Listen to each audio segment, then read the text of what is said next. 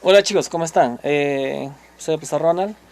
En esta oportunidad vamos a trabajar el curso de Historia Universal, para la cual, pues, antes de empezar con la clase, ustedes tienen que tener el libro en la mano. Una vez que tengan el libro en la mano, eh, pueden ingresar a la página 5. El tema general es la introducción de la historia, pero ya empezamos conmigo la página 6. ¿Qué dice en la página 6? Introducción a la historia. Un concepto de la historia. Bueno, ya conocemos un poco de la historia, ¿no? Bueno, en la historia tradicional, pues se pensaba que la historia puede ser el pasado, ¿no? De todos los eventos importantes que nos habían dejado, toda la recopilación.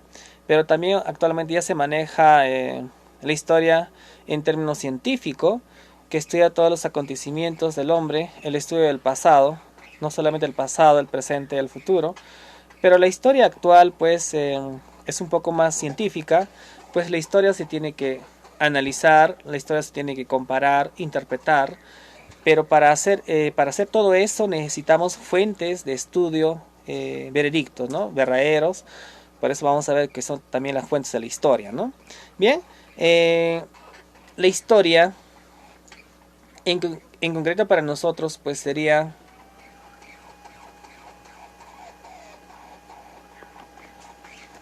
Un ratito, allá, se saltó. No sé qué pasó. Bien, la historia en la página 6 nos habla la historia como hecho. Estos hechos históricos, estos eventos, pues, ¿quién lo realiza? El hombre. Cada suceso, acontecimiento, causa, coyuntura, pues, ¿quién lo hace? El hombre.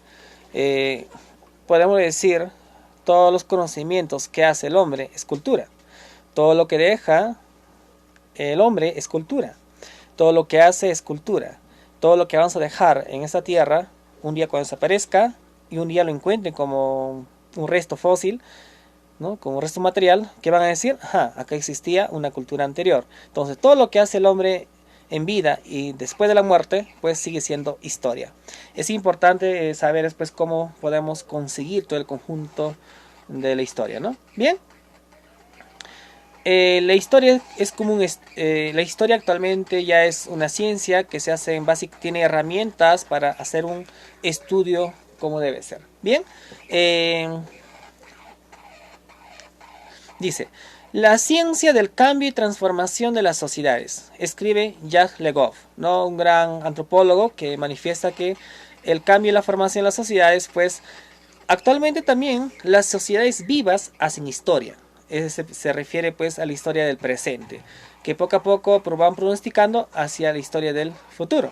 Muchas cosas que antes que ocurran, ya el hombre puede estar predestinando qué es lo que puede pasar más adelante, ¿no? Es como decir, ¿no? Yo puedo pensar que esta enfermedad, el coronavirus, simplemente es algo que los países, las potencias, nos han lanzado al mundo para ir preparándonos para estar en la casa cuando hay un evento de guerra. Puedo pensar, ¿no?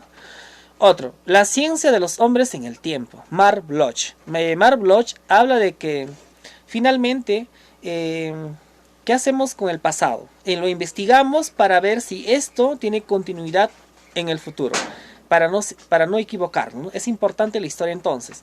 Es como decir, ¿no? ¿Por qué fracasamos en la guerra con Chile? Porque el Estado no había para su tiempo, tal vez, para su tiempo todavía no había una unificación del Estado peruano, ¿no? Lo único que ha luchado es la costa peruana con la burguesía y la sierra no. Entonces, más o menos, para ese lado, la ciencia histórica nos ayuda a analizar. Dice, la historia es el hombre y todos los demás. Fernand Braudel. Entonces, Fernand Braudel es uno de los historiadores que manifiesta que la historia lo hace el hombre. El actor principal de la historia es el hombre. Claro que hablando de actores, hay otros hombres que van a dejar más historia que otros, ¿no? Y muchas veces nosotros no dejaremos mucho. Pero personajes como Hitler, Carlos Marx, Lenin, Mao Zedong, Margaret Thatcher, Jefferson o George Washington, el primer presidente de Estados Unidos, son personajes lógicamente que son actores que van a dejar más de sí mismo. El hombre no es igual a todos, lamentablemente, en dejar historia. Otros hacen más hechos históricos y otros no lo hacemos nada, simplemente quedamos en la historia, ¿no? Ahora vamos a pasar, recuerda que estamos en la página 6, fuentes de la historia. Hay fuentes directas, hay fuentes indirectas. Las fuentes directas son los materiales, documentos que tenemos accesibles, ¿no? En caso de la fuente directa, nosotros tenemos, pues, para la historia peruana tenemos los grandes cronistas, ¿no? Garcilaso de la Vega, Juan Poma de Ayala, que nos han dejado las crónicas de la historia de los incas. Lo mismo vamos a ver, por ejemplo, para reconstruir la historia de los egipcios. Los egipcios han dejado la jeroglífica, la hierática, la demótica, transcritos en las grandes pirámides, o en piedras, en mausoleos, y con eso nosotros podemos interpretar la historia para conocer un poco qué tipo de sociedades eran, ¿no? Y el aspecto monumental. Y la parte indirecta es, pues, finalmente, es la transmisión oral, la experiencia que se hace de generación en generación, costumbres, mitos, leyendas, cuentos, que poco a poco han perdurado en la historia. En caso, por ejemplo, podemos ver el Popol Vuh.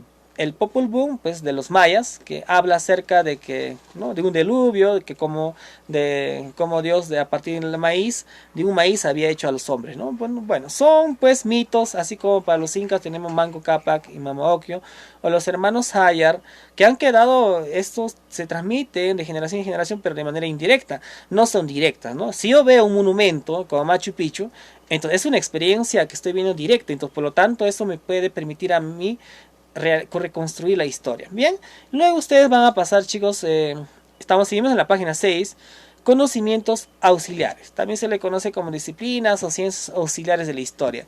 La historia no funciona solo, necesitamos otras ciencias. Ahora todas las ciencias necesitan de otras ciencias. ¿Para qué? Para entenderlo mejor.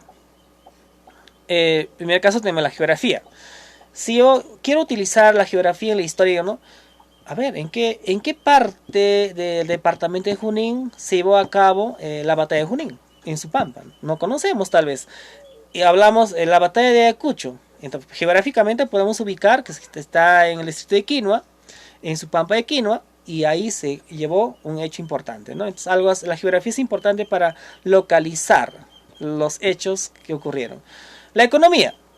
Todas las sociedades antiguas, Egipto, Mesopotamia, Grecia, China, su base económica, lógicamente, lo tenían. Puede ser la agricultura, el pastoreo, pues el comercio. Bueno, siempre cada cultura tiene su base económica. La economía nos ayuda a entender un poco eso, ¿no?